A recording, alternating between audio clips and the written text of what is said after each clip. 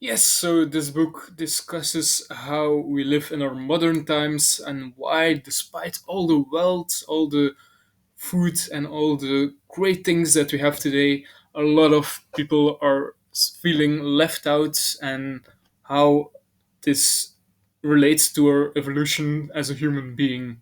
So they start from the evolution theory, and then they come to today and discuss what we're missing.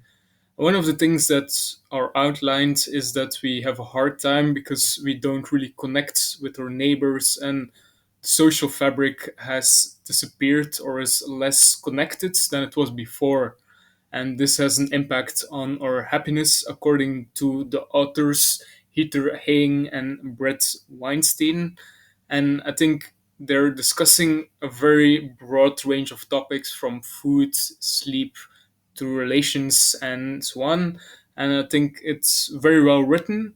So it's really a good overview of what is going on today, why a lot of people are feeling left out or not in their elements, and how it relates to our history and evolution in general.